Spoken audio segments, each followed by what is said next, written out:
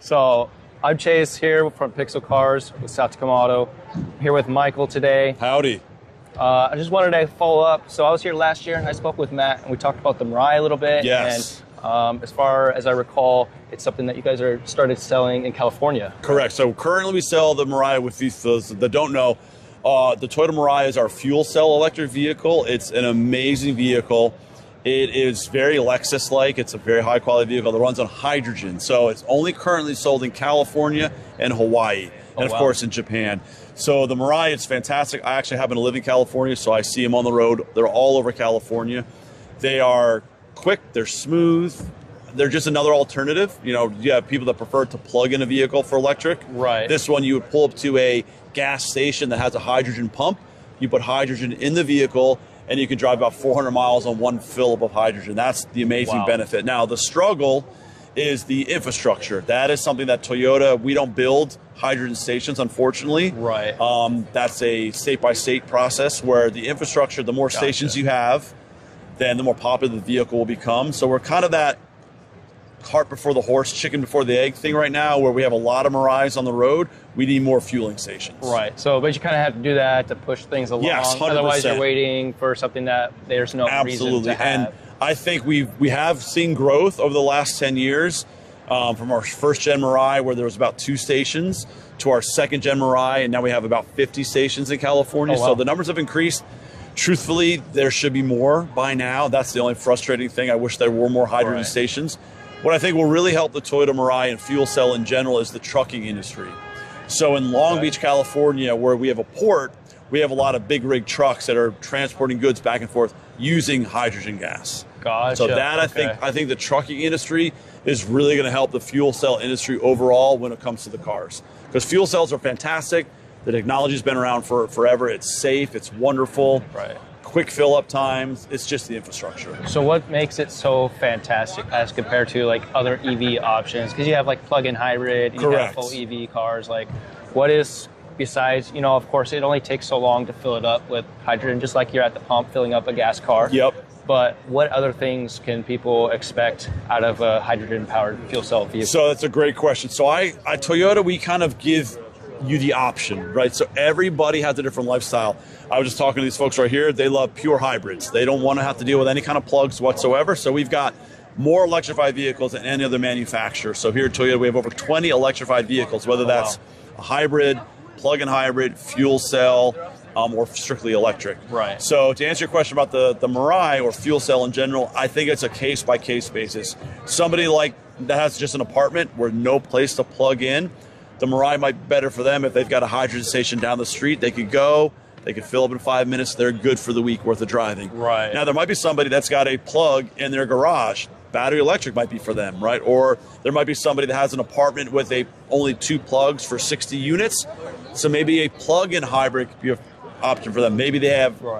They are able to plug in one night, but then the other night they can't. So, I still got the gas engine with a hybrid. So fuel cell, I think it's case by case. So that makes sense. I've talked to Mirai owners that love their vehicle. It's the best vehicle they've ever had.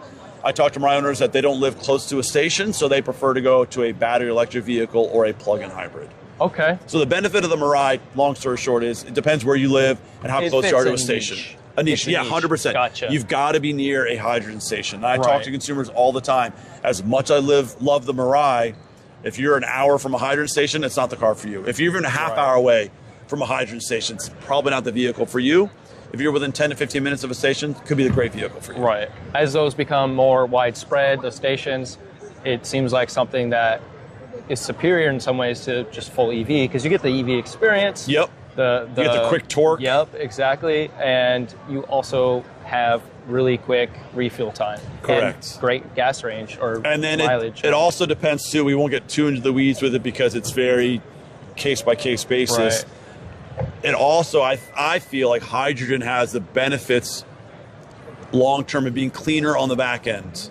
Right. So not a lot of people realize if you have a pure electric vehicle, you might be plugging in, but you might be burning coal on the back end to charge your car. Exactly. So hydrogen, same thing. You could get a lot of renewable resources to produce your hydrogen, then to put it in your vehicle. And then nothing but water vapor comes out of the tailpipe. And then you don't have a stack of lithium-ion batteries in your vehicle that may or may not be great for the environment. So it literally is a case-by-case, person-by-person basis, and that's why I love Toyota. We leave it up to you. The option's yours. Something for everybody. Yep, absolutely. So. We don't force it on. We all must have EVs. You all must have hybrids. No, you guys can choose. Right. Okay, so tell me a little bit about the new models you have coming out this year. Okay. And how those fit, those niche cases that people might be interested. Well, I think the biggest news for us, obviously, is going to be our new RAV4. It's the best-selling SUV in the country. It's the best-selling Toyota. About 4 or 5 years ago, it oversold the Camry, and now the new RAV4 is coming out. So the RAV4, 2026 RAV4, it is gorgeous. I think the thing I love about the RAV4 the best is the tech on the inside. It's finally having the tech that you expect to have in a vehicle. A lot of our vehicles have great tech, but the RAV4 is the best tech I've ever seen. Okay. The tablet is swipeable, pinch to zoom, just like you have a cell phone. Right. Voice recognition is flawless. And then we give you 4 different options for plug-in. So before the RAV4, you only had 2 plug-in RAV4 options. Now you have 4. Because we've got feedback that people love the RAV4 plug-in. They're really popular, really hard to get in certain circumstances. So we give you more options now. So now you have 4 options for the RAV4 plug-in. Brand new body style. You have off-road capabilities. You can choose front-wheel drive. You can choose all-wheel drive. The RAV4 is going to be really, really popular when it comes out. We expect it to come out in December and January. The plug-ins to come out around the spring. We also have, of course, we've upgraded our BZ, which is our fully electric vehicle right there.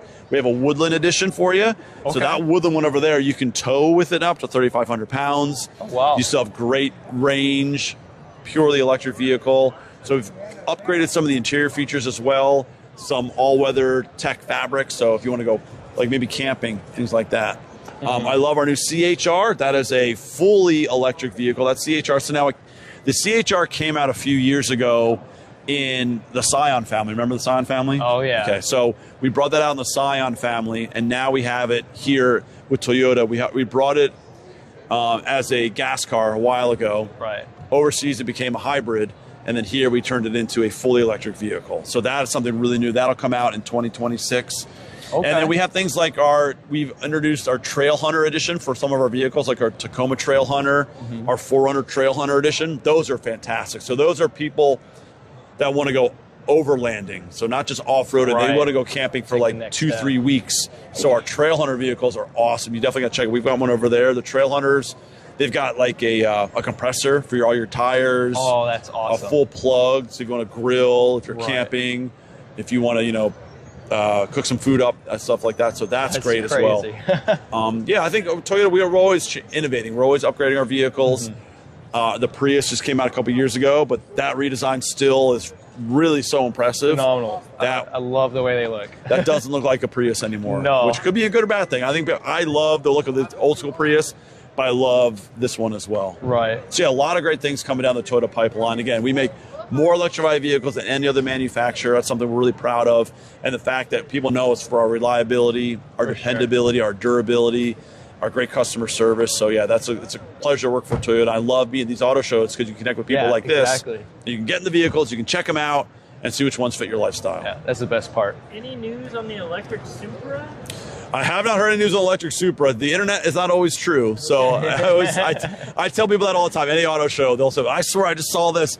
You saw it on the internet? Okay, well, people can make things up on the internet. So I have not heard anything about an electric Supra. Not saying that won't happen, but usually I will know stuff coming down the pipeline. I've heard nothing about an electric Supra anytime soon. But that's just things that I know. There might be somebody above my pay grade that knows about that. But yeah, we know electric Supras. I know where people are asking us about solid-state batteries. I know that's different rumors on the internet as well. I think we're definitely working on battery technology that I can confirm. Quicker charge times, longer range, all that stuff. But nothing down the pipeline anytime within the next year or so. Okay, but you guys came back with the Land Cruiser last year. Yeah, we did. Which I think Do you like looks it? phenomenal. Yeah.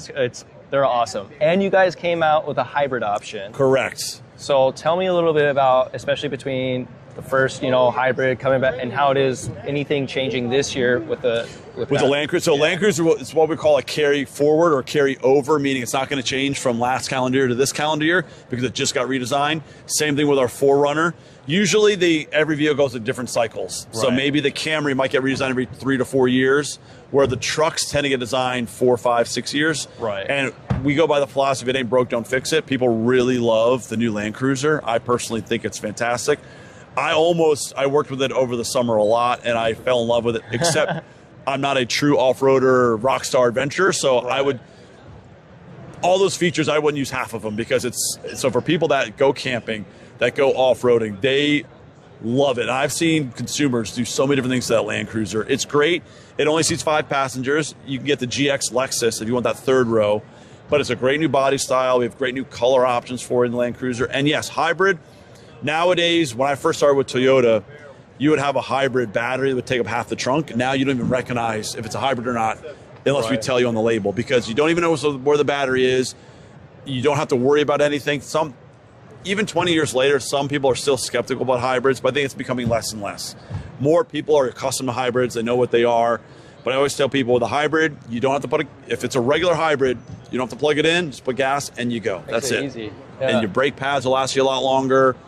Fuel economy is fantastic, less time to the gas station. So that's when we came out with the Land Cruiser. We made it hybrid. That way, we're just giving it to the consumer, because the battery technology is great. It'll help you with your torque. Right. It'll even help you with your 0 to 60 times, get a little bit quicker with that instant electric torque. And again, it's just something to get. A lot of people want fuel economy when it comes to trucks, so give you a hybrid, you'll get better fuel economy. Yeah. No, that Land Cruiser is that one of your favorite? Heart. Oh, yeah? Because my mom, for like so many years, is from as long as I can remember to like well through, I think I was senior year of high school. She had this 25th anniversary Land Cruiser. Do you know the color? It was like a metallic green. It was okay, yeah, I know. Yes, like yeah. It was exactly a dark that green. color. And man, that thing just ran like a champ forever.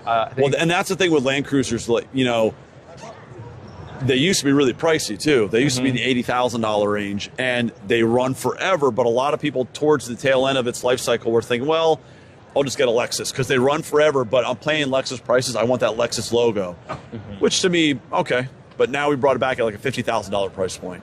So now it'll still last you forever, but it's more affordable now than it ever was before. Right. So I think that's another plus of that Land Cruiser. Awesome. Does she still have the Land Cruiser? She doesn't. Oh. I broke it. Oh, no. Eventually, Sorry, Mom. all cars break down, but that car did everything. Off-roading, camping, sports, everything. Everything. You could want and need a car to do, especially family functions. It's such a capable car. That's a great thing with the Land Cruiser. And a lot of our SUVs, too, is I talk to consumers. I've been with Toyota for over 12 years now, believe it or not. And it's amazing to see how many parents pass their Toyotas on to their kids. Yeah. And then their grandkids. I've talked to people that have like a 5th generation Camry from 2000. They're still driving around with 300,000 miles on it. And again, that for a reason like your Land Cruiser, you have memories with it because it lasts you forever. Right. Not only does it get you from A to B safely, but it creates memories. As cheesy as that sounds, that's why it does. Yeah. I love my Corolla. I have a Prius now, but I had a Corolla for like 12 years, and I called him Luke. Awesome. Man, that guy and I, we bonded. We drove across the country like 4 times together. Wow. And when I sold it to an elderly couple, so I wanted to get a Prius. To see that car drive off with somebody else, it was emotional. So, well, that's my car. I like tear on the eye because you get attached to these things. They're not just metal; they're memories. Awesome. Well, Michael, thank you so much for your time. Absolutely, my pleasure.